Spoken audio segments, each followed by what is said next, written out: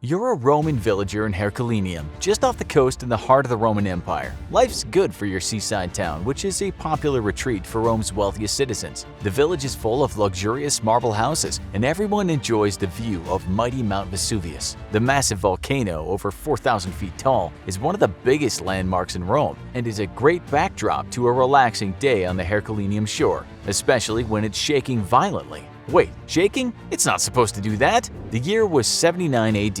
Emperor Titus had just ascended to the throne, following a chaotic string of successions where 4 emperors had taken the throne in the same year after the death of Emperor Nero. Rome was looking forward to a rare period of stability, and Titus was looking forward to settling into his role. But Mount Vesuvius had other plans. The active volcano had erupted countless times since it was formed 25,000 years before, but it had been quiet for over 200 years. Entire generations had grown up without the volcano making any noise and had come to see it as a normal part of the environment. But on August 24th, the mountain would prove how very wrong they were. Herculaneum sat right next to the larger city of Pompeii, and the two ancient cities had a population of over 20,000. While Herculaneum was a luxury retreat, Pompeii was a city of workers and artisans, but they were both right in the path of Vesuvius that morning. While Vesuvius had been quiet, the ground had not. In 62 AD, a major earthquake shook the region, damaging the Bay of Naples and destroying many buildings in Pompeii. Smaller earthquakes and aftershocks followed for the next few years,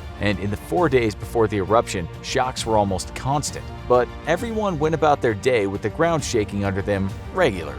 The day of the eruption started calm. According to Pliny the Younger, who was staying 18 miles away from the explosion, he watched as the skies turned from calm to an inferno around 1 p.m. The volcano violently exploded, sending a column of ash and volcanic rock into the air. It created a blanket of pitch-black ash, which covered the area, plunging the cities of Herculaneum and Pompeii into darkness as people desperately tried to escape. Then came the lava, sending long flows of red-hot molten rock into the areas below and wiping out all the structures in their path. If anyone was still alive in the cities, they fell prey to the inferno. Pompeii, slightly further away, was wiped out by the suffocating blanket of ash. But what happened to Herculaneum, right next door? Directly in the path of the gas, ash, and lava, Herculaneum was covered in seconds. There was no escape, as people had only seconds to look at the horror bearing down on them from the volcano before it claimed their lives. The death came so fast that the entire town was preserved exactly as it was, coated in a blanket of ash that left behind the buildings and the skeletons of the hundreds of its inhabitants. How did the people of Herculaneum die? So fast that when the lava hit, the intense heat boiled the fluids in their body. Their skin and organs vaporized, their blood evaporated, and the pressure of the lava flow was so intense that their brains and blood vessels in their head expanded so quickly that it cracked their skulls. As the temperatures rose to up to 480 degrees Fahrenheit at the moment of their death, the heads of every resident in Herculaneum exploded within seconds.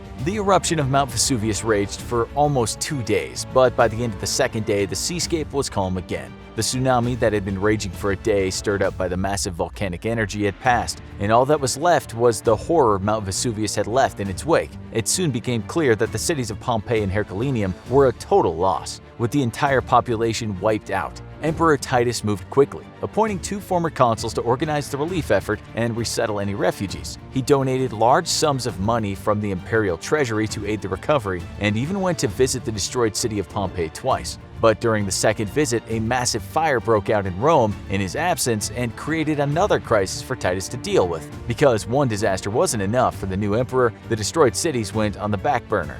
The ruins of Herculaneum and Pompeii were left mostly untouched once the few survivors were evacuated in the early days, and a few major names were among the casualties. Pliny the Elder, the uncle of eyewitness to the explosion, joined a rescue mission to Pompeii but was overcome by poisonous fumes and never made it back onto the boat. The Princess Drusilla, the daughter of the last king of the Herodian dynasty, fell prey to the eruption along with her son. Cassius Bassus, one of the best lyric poets in Rome, was also last seen in the vicinity of the explosion and was never seen again. Along with thousands of anonymous citizens of the coastal cities, they were never seen again. But Mount Vesuvius was far from done. Since the big eruption of 79 AD, Mount Vesuvius has erupted more than 36 times. First in 203 AD, followed by a massive eruption in 472 AD that sent ashes as far away as Constantinople in Turkey. In 512, the eruptions caused so much disruption that the local residents were given a pass on taxes by the Gothic king of Italy, Theodoric the Great. Vesuvius seemed to send ash flying into the atmosphere every few decades, but it wasn't until 1036 that the mountain sent lava flowing down its side for the first time since the destruction of Herculaneum. By the 14th century, things were calm again, and the mountain became covered with greens and was occupied by villagers. Then, things took a sudden and harsh turn in 1631, when another massive eruption happened, wiping out many villages and killing over 3,000 people in lava flows. Huge mud flows were created, rendering many areas around the volcano uninhabitable. Mount Vesuvius was suddenly more active than ever, with eruptions happening constantly for over 300 years. The volcano even disrupted the 1908 Olympics, damaging the city of Naples in 1906 and sending the Olympic Committee scrambling to find an alternative site. They were eventually held in London, with money being diverted to aid in Naples' reconstruction. Italy was once again at the mercy of its most notorious volcano through World War II, when the last major eruption happened in 1944. Not only did several villages get destroyed, but the United States Air Force had a bombardment group stationed there. The hot ash emitted from the volcano was powerful enough to destroy the plexiglass windows and gun turrets of the planes. While thieves had looted the cities in the immediate aftermath, Herculaneum mostly stayed buried for over 1,000 years after the explosion. New construction happened on top of the buried ruins, and it wasn't until 1709 that the city was rediscovered. The locals were digging a deep well, but it wasn't water they found at the bottom, it was some fully preserved statues from the ruins of the old city. The land was quickly purchased by the local prince, who set his men to work tunneling out the area and recovering any artifacts they could.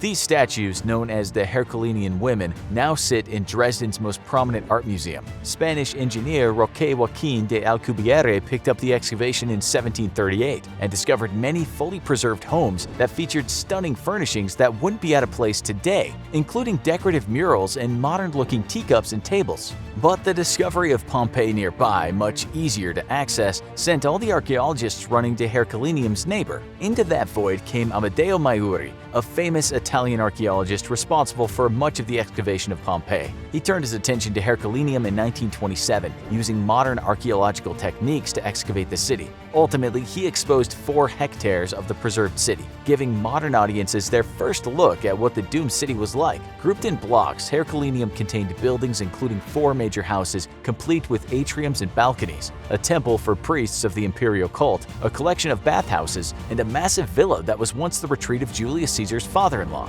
During excavation of the villa, several blackened scrolls were discovered, and scientists are using X-ray equipment to try to read the ink printed on them thousands of years later. No discovery in the ruins of Herculaneum has gotten more attention than the bodies found, perfectly preserved at the moment of death. These intact skeletons in Herculaneum and Pompeii are often posed in the exact spot where they were when the lava and ash hit. The ruins of Herculaneum were explored in 1980 by Dr. Giuseppe Maggi, the site administrator, and they discovered 55 skeletons. 300 more were discovered in the 90s. The skeletons were preserved well enough that scientists were able to identify the gender of each skeleton and even details such as how many children a woman had had by the shape of her pelvis. One skeleton, known as the Ring Lady, was found with the ornamental ring she wore in life still on her fingers. The skeletons were similar to the ones at Pompeii, with one major exception. The victims at Herculaneum, who had been at the hottest point on Earth at that moment, all had cracks or missing parts of their skulls. In 1997, the entire site of Pompeii, Herculaneum, and the nearby city of Torre Annunziata was declared an UNESCO World Heritage Site. The focus of the effort shifted to preserving the ancient city rather than continuing to excavate it,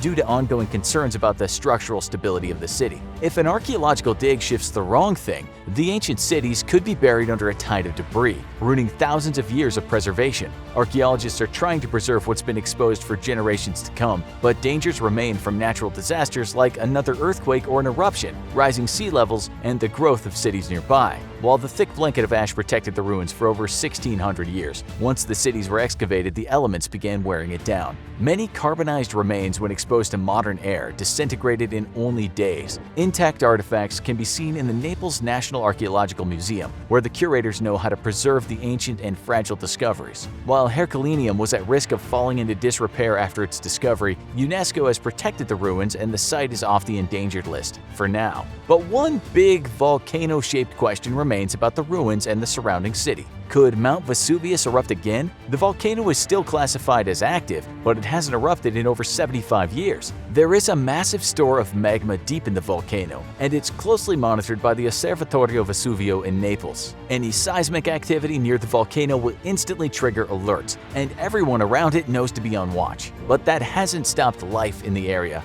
Vesuvius was declared a national park in 1995, and people regularly hike around one of the most dangerous volcanoes in the world. The towns and cities around the mountain are densely populated, and a full evacuation would be difficult in a serious eruption and impossible in the event of another massive one like in 79 AD. But Mount Vesuvius remains calm for now. Would you go on a vacation near an active volcano? For more about the Mount Vesuvius eruption, watch How This Volcanic Eruption Turned People into Stone, Pompeii. And for a massive volcano in a totally different location, check out This Supervolcano Has Scientists Freaking Out. Thanks for watching, and as always, don't forget to like, share, and subscribe. See you next time.